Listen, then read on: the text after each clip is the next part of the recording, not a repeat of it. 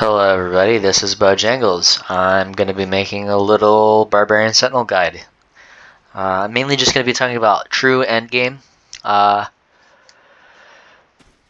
gear that you'll need for doing probably the last two latest mods. I might make another little video about starting gear that you'll need for beginners, but this is mainly just going to be for endgame. Alright, and here's the build for mod30. The only things that I'm looking at here are this new ring and the gloves from the new dungeon. First, the new ring. I think it's, in a way, an upgrade to the topaz ring because of the forte.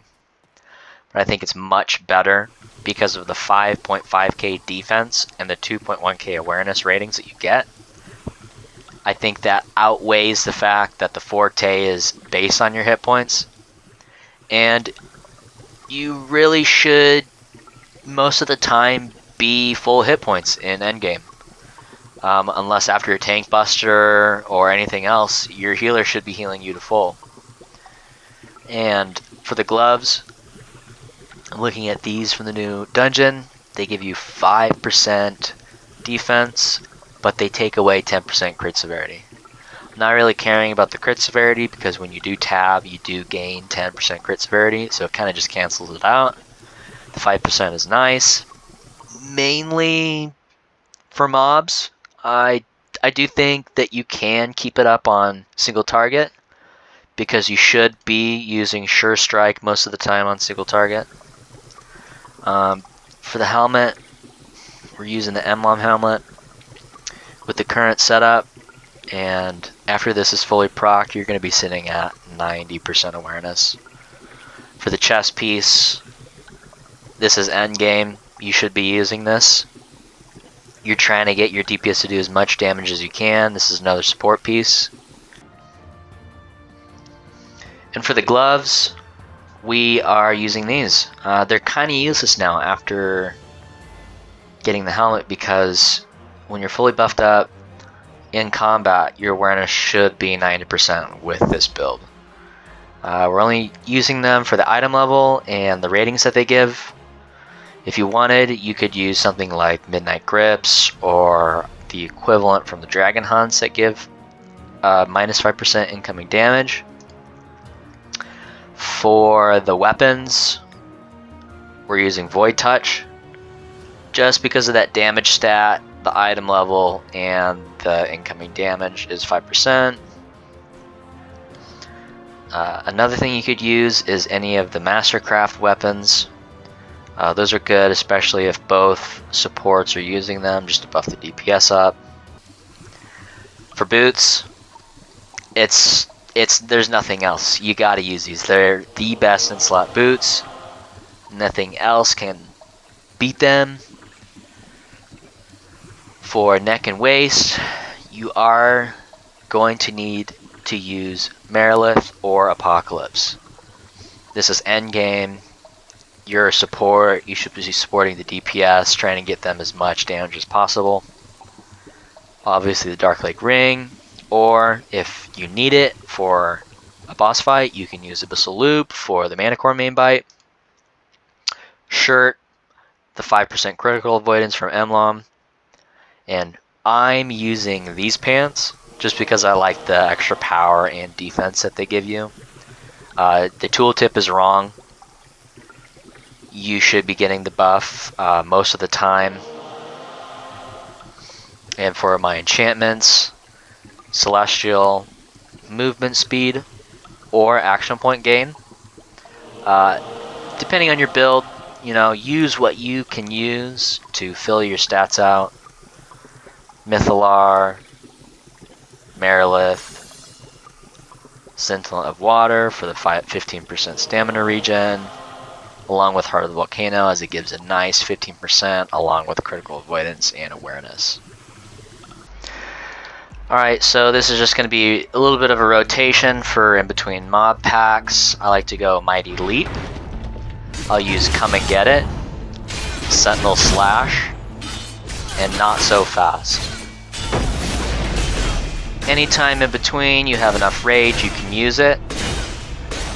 Probably the best time to use it is after come and get it, because that means you can just get that little bit of extra threat gain from not so fast. This is a pretty easy, straightforward rotation on mobs. You should not lose aggro with this rotation, and you can just do that from mob pack to mob pack. For single target, what you're going to want to do is you're going to want to take come and get it, takedown, and punishing charge for your encounters. Then I like to have sure strike and obviously sentinel slash. There's a lot of different ways you can do this from the beginning. As soon as you start a boss fight, obviously you get close to the boss, you use your artifact, you then sentinel slash, charge, takedown, and the boss is hitting you in between that. That should give you just enough rage to go under rage, and then you can use your daily.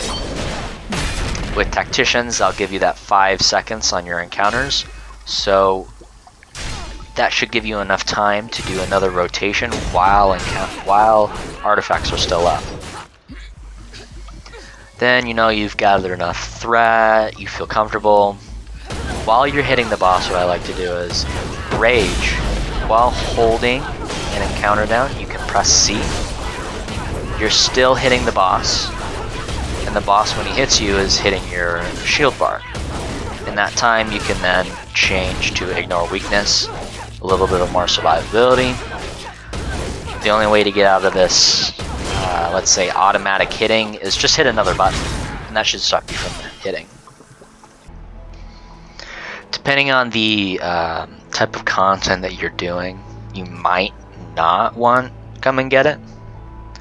So you could swap Mighty Vitality for, let's say, Challenger's Charge, which makes Punishing Charge a hard taunt. This is mainly used in content that needs a tank swap, but you don't necessarily want to also take aggro of mobs around you with come and get it. This is mainly for stuff like MDOM or Crown of Keldagon.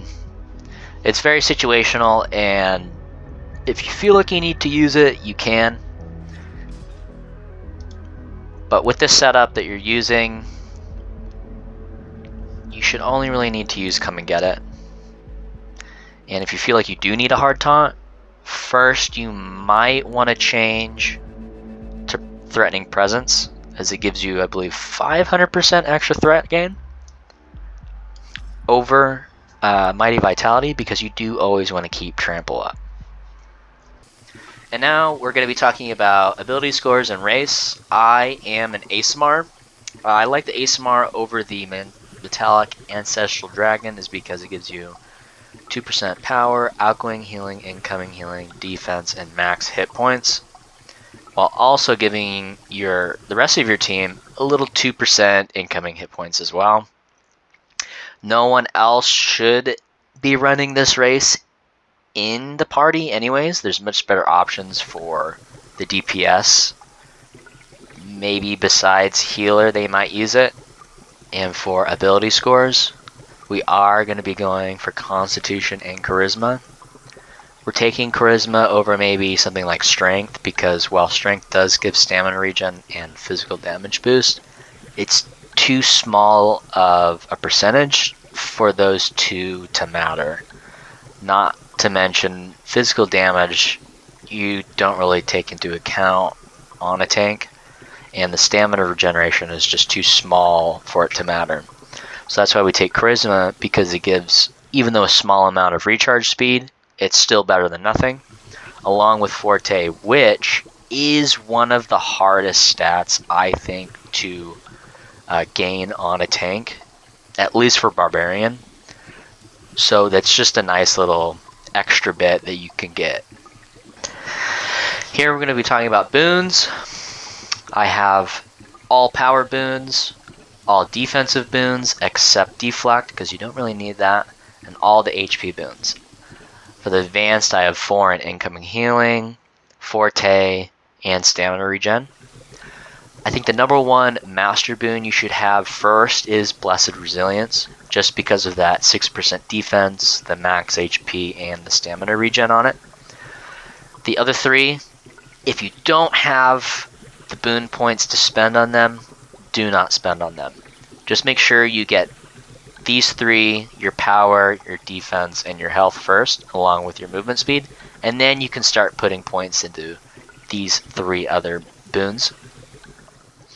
And then moving on to the Guild Stronghold boons, obviously we're going to have power, movement speed, and then this mod I'm going with the incoming healing bonus, which gives you 3k ratings to your incoming healing. I don't use awareness because I'm already capped in it with ratings, and defense either. And now we're going to be talking about companions. Mod 30 just dropped, and that makes it so they can all be upgraded to Celestial. That means all the ratings that they give in the companion slots give a little bit extra more percentage now. And as you should know, in true endgame content, it doesn't necessarily matter what companion you're using as long as it's helping to buff the team so that you can do more damage, give more stats, survivability. The current bonuses that I'm using is Lich, giving a 9% on Celestial. Obviously Raptor's Instinct, everyone should be using this as this gives a 22.5% bonus to power. It's huge, especially since power now can go to 120%. I'm using Bony Wisdom for defense and critical avoidance. If you feel like your critical avoidance is high enough, you can go for Slime, which does give you 7.5% defense. Especially now since defense can go to 120%, it might help you a little bit get that defense capped.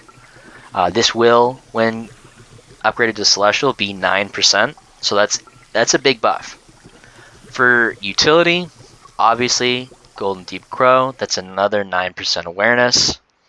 And for defense, we're going with the Durgar, which gives us another 9% critical avoidance.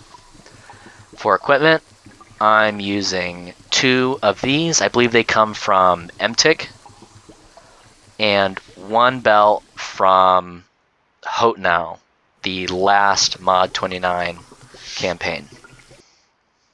And now I'm going to be talking about mounts. For the yellow power, you're going to want to go for Pack Tactics, Runic Aura, or Mystic.